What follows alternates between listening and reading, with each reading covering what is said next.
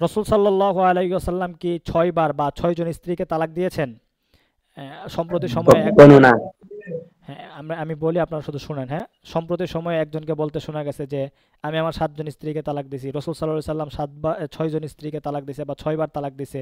মানে সে তার তালাকের বৈধতা রসুল সাল্লাল্লাহু আলাইহি সাল্লামের সিরাত থেকে বা আমল থেকে নিয়ে আসা পড়ছে। ব্যাপারটা অনেকটা এমন হয়ে গেছে। এটা এক ধরনের মানে হীনচরিতার্থ আদায়ের জন্য রসুল সাল্লাল্লাহু আলাইহি ওয়াসাল্লামের নামে মিথ্যাচার, এবং এটা এক ধরনের নাস্তিক মুরতাদ বা মূল হিদ্দের মতনই অনেকটা পরিকল্পিত মিথ্যাচার এবং গুস্তাখি বলা যেতে পারে। ঠিক আছে, এই ধরনের কাজ থেকে আল্লাহ আমাদেরকে হেফাজত করুক। এবার আসে আমরা মূল পয়েন্টে বা মূল কথাই। রসুল সাল্লাল্লাহু আলাইহি ওয়াসাল্লামের হাদিসটা আগে আপনাদেরকে শোনাই যে আবগাদুল হালালি ইল্লাহি তাআলা আত-তালাক। ইমাম আবু দাউদ রহিমাহুল্লাহ এই হাদিসটা উল্লেখ করেছেন। মানে পৃথিবীতে বা আকাশের নিচে বা জমিনের উপরে সবচাইতে নিকৃষ্টতম বৈধ যে কাজ সেটাকে বলা হয়েছে তালাক। তো আল্লাহ রসুল সাল্লাহ আলাইহি সাল্লাম এই হাদিস বর্ণনা করলেন, আবার তিনি তালাকের 6 জন স্ত্রীর তালাক দিয়ে দিবেন, এটা কি ভাবা যায়? তো এখান থেকে বোঝা যায় এটা কখনোই হতে পারে না। এই হাদিসটাকে অনেক আলেমগণ বলেছেন যে এটা সানাদান জাইফ। কিন্তু সানাদান জাইফ হাদিস হলেও, যদি ধরেও নেই তর্কের খাতিরে আপাতত যে এটা সানাদান জাইফ, তবু সানাদান জাইফ হাদিসগুলো তারগিব তারহিবের ক্ষেত্রে এগুলো বয়ান করা যায়। ফাজিলাতান এগুলোর আলোচনা আসা যেতে পারে, এটাতে কোনো মন্দের কিছু নাই।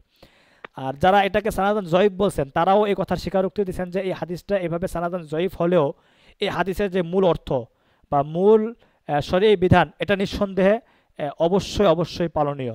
মানে এটা অবশ্যই আপনার আমার স্বীকার করতে হবে যে শরীয়ী বিধানটা এমন যে তালাক হলো পৃথিবীর মধ্যে সবচেয়ে নিকৃষ্টতম বৈধ কাজ। এই ব্যাপারে পৃথিবীর কোনো আলেম কোনো রকম এসকাল করেন নাই। তাহলে আল্লাহ রসুল সাল্লাহ সাল্লামের ক্ষেত্রে কি আমরা বলতে পারি যে তিনি 6 জন স্ত্রীকে তালাক দিয়েছেন? আপনারা ইতিহাসের বাস্তবতায় যদি জানেন, আমরা জানি যে আল্লাহ রসুল সাল্লাহ সাল্লামের স্ত্রী ছিলেন কয়জন? 11 জন। আল্লাহ রসুল সাল্লাহ সাল্লাম তার ওই 11 জন স্ত্রীর মধ্য থেকে কাউকে কখনোই তালাক দেন নাই। এখন একটা রেওয়ায়েত এরকম পাওয়া যায় যে রেওয়ায়েতে এমন আছে যে তল্লাকান নবী সাল্লাল্লাহু আলাইহি ওয়াসাল্লাম হাফসা রাদিয়াল্লাহু তাআলা আনহা সুম্মা রাজাআহা।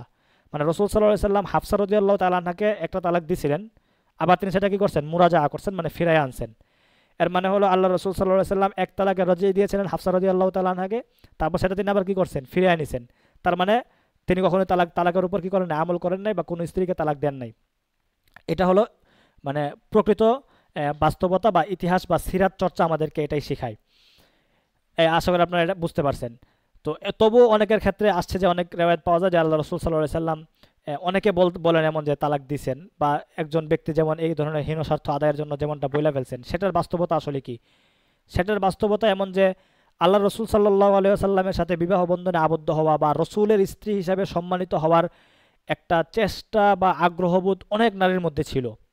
কারণ আল্লাহ রসুল সাল্লাহ সাল্লাম ছিলেন সে সময়ের একজন কাঙ্ক্ষিত পুরুষ, তাই না? আবার রাষ্ট্রনায়ক হিসেবে অথবা একজন প্রকৃত আদর্শ জীবন নিয়ে যিনি চলাফেরা করেন, সেই সমস্ত জায়গা থেকে তার মানে রসুল সাল্লাহ সাল্লামের কেন্দ্রিক অনেক নারীদেরই কি ছিল? একটা আকাঙ্ক্ষা বা কামনা ছিল। তো কিছু এমন ঘটনা পাওয়া যায় যে আল্লাহ রসুল সাল্লাহ সাল্লাম মানে এই সমস্ত আগ্রহের কারণে কিছু কিছু নারীকে বিবাহ করেছিলেন। সেটা করবার পরও তাদের সঙ্গে কোনো মিলিত হননি, স্ত্রী সুলভ কোনো আচরণ তাদের সঙ্গে করেননি। তাদের সেই সমস্ত আগ্রহ বা সম্মানবোধ, রসুলের স্ত্রী হিসেবে তাদেরকে কিছুটা সম্মান দেওয়ার জন্য তিনি তাদেরকে সাময়িক সময়ের জন্য বিবাহ করেছিলেন এবং সাথে সাথে তাদেরকে তালাক দিয়েছিলেন মহারানা আদায় করবার পর। বুঝতে পারছেন? তো তারা রসুল সাল্লাহ সাল্লামের স্ত্রী হওয়ার সৌভাগ্য সেই সমস্ত কাঙ্ক্ষিত কারণে কিছুটা পাইছেন, কিন্তু প্রকৃত অর্থে তারা রসুলের স্ত্রী ছিলেন না। রসুলের স্ত্রী, রসুল যাদের সঙ্গে মিলিত হয়েছেন, উম্মাতুল মুমিনিনের মধ্য থেকে যেই 11 জনের নাম পাওয়া যায়, তাদের কাউকে আল্লাহ রসুল সাল্লাহ সাল্লাম কখনোই তালাক দেন নাই। শুধুমাত্র যে ঘটনাটা একটা পাওয়া যায়, যে আমি রেওয়ায়তটা বর্ণনা করছি, যে তল্লাকন নবী সাল্লাল্লাহু আলাইহি ওয়াসাল্লাম হাফসা রাদিয়াল্লাহু তাআলা আনহা, তাও সুম্মা রাজাআহা, তিনি তালাক দিয়েছেন, তারপর আমার সাথে কি করছেন? ফিরে এনেছেন। সুতরাং এটাই হলো বাস্তব। ওখান থেকে এক তালাকের রাজি হাফসা রাদিয়াল্লাহু তাআলা আনহাকে দিলেও তাও সেটা দিয়েছিলেন একটা বিশেষ কারণবশত। সেই কারণটা এরকম যে আহ, আহ, হাফসা রাদিয়াল্লাহু তাআলা আনহা একটা গোপন বিষয় প্রকাশ করেছিলেন বা প্রকাশ্যে নিয়ে এসেছিলেন, যে ব্যাপারটার কারণে আল্লাহ রসুল সাল্লাহ সাল্লাম পর্যাপ্ত পরিমাণে নাখোশ হয়েছিলেন। সেই কারণে তিনি তার সংশোধনের জন্য এক তালাকের রচিয়ে দিয়েছিলেন, এবং সেই ব্যাপারে তার কাছে ওহী আসে যে হাফসা রাদিয়াল্লাহু তাআলাকে যেন ফিরিয়ে নেওয়া হয়। তখন তিনি সাথে সাথে কী করছিলেন? ফিরিয়ে নিয়েছিলেন। তো এই সমস্ত আলোচনা থেকে স্পষ্ট যেটা আমরা বুঝতে পারছি, আল্লাহ রসুল সাল্লাহ সাল্লাম তার আমরা যাদেরকে উম্মাহাতুল মুমিনিন হিসেবে চিনি, সেই আল্লাহ রসুল সাল্লাহ সাল্লামের পুত্রপবিত্র স্ত্রীদের মধ্য থেকে তিনি কাউকে কখনোই তালাক দেন নাই। তদুপরি আল্লাহ রসুল সাল্লাহ সাল্লাম তালাক দিছেন, আর আমিও তালাক দেই, 7টা আমার স্ত্রীর তালাক দিছি, সেটা বৈধ কাজ, তালাক দেওয়া বৈধ, আমি মন চাইছে তালাক দিয়ে দিছি, তারপর সামনে আমি আরও তালাক দিব। এমন এক চরিত্রের লোকের সম্পর্কে আমরা সবাই জানি। সে নিঃসন্দেহে মানে এক তো নিকৃষ্ট কাজ করে, অকারণে তার স্ত্রীদেরকে তালাক দেয়, এবং একাধিক স্ত্রী গ্রহণের ব্যাপারে বারবার সে তার ওই হীনচরিতার্থ আদায়ের জন্য সে যে কাজটা করতেছে এটা অবশ্যই নিন্দিত, গর্হিত। এবং সেই ব্যাপারে রসুলের এই আমল থেকে বা রসুলের এই সিরাতের অপব্যাখ্যা বা বিকৃতি করে রসুল সাল্লাহ সাল্লামের নামে যে মিথ্যাচার এবং গুস্তাখি করেছে, তার জন্য তার প্রকাশ্যে বিচার করা উচিত, এবং তাকে যেখানে পাওয়া যাবে সেখানে ধরে তার জুতা পেটা করা উচিত, তাকে লাঞ্ছিত করা উচিত, এবং তারে মানে কি বলে যত পর্যায়ে শাস্তি দেওয়া যায় সব শাস্তি তারা দেওয়া উচিত। কারণ সে ইসলামের বিকৃতি ঘটাইতেছে এবং যতভাবে পারতেছে ইসলামকে নাস্তিকদের কাছে হাসির এবং তামাশার খোরাক বানাইতেছে। এমন লোকের ব্যাপারে আলেমদের সোচ্চার ভূমিকা পালন করা উচিত। আলেমরা এমন একটা লোকের ব্যাপারে এখনো পর্যন্ত কী কারণে চুপসে আছে আমার এটা মাথায় ধরে না। আলেমদের উচিত আমি যেখানে এই লোকের বিরুদ্ধে দাঁড়াইছি মানে তার জন্য আমার পক্ষপাতিত্ব করা এবং আমার পক্ষে তাদের অবস্থান নেয়া। আলেমরা কী কারণে এখনও নিতেছে না এবং কী কারণে এখনও পর্যন্ত তার বিরুদ্ধে অ্যাকশনের কোনো ফিকির করতেছে না, আমার মনে হয় সেটা আলেমদের এক ধরনের দুর্বলতা। আলেমদের এখনই সময়, নয়তো ইসলামটাকে সে হাসির মানে ইসলামকে শুধুমাত্র সে জিমায়ের অর্থ নিতেছে। মানে এই দিন মানে আদ-দিনু হুয়াল জিমা, দিন মানেই হলো জিমা করা, সহবাস করা। এটা এমন একটা মানে ফালতু ইস্যু বানাইছে। দিনের কত বিষয় আছে, কত কিছু আছে, সব কিছু ছাড়া শুধুমাত্র বিয়ে করা একাধিক বিয়ে ইসলামী শরীয়তে অবশ্যই জায়েজ, আমি কখনোই এটাকে নাজায়েজ বলি না, এবং নাজায়েজ বলার আমার অধিকারও নাই।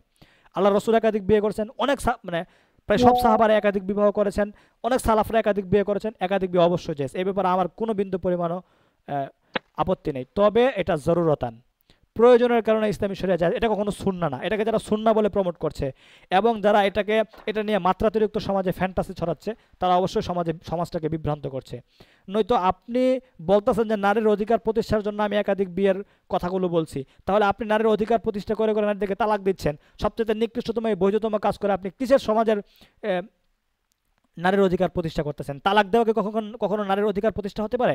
এগুলো নিঃসন্দেহে কলুষিত কাজ, এবং নিজেদের এই মানে ইসলামিক মাইন্ডে এসে নিজেদের ওই পতিতাবৃত্তির কাজটাকে বৈধতা দেওয়ার লাইসেন্স তৈরি করার একটা অপচেষ্টা করা হইতেছে। আমার মতে এগুলোর মানে যেভাবেই পারা যায় একদম সমলে এগুলোর উৎখাত করা, এটা যতদিন পর্যন্ত আলেমরা না করবে আমার মনে হয় এখানে আলেমদের কলুষিত হওয়া এবং ইসলামটাকে মানুষ আক্রমণ করার একটা সুযোগ পাবে। সে জায়গায় আমাদের সোচ্চার ভূমিকা পালন করা উচিত। এটা 1 নম্বর কথা বলছি আমি।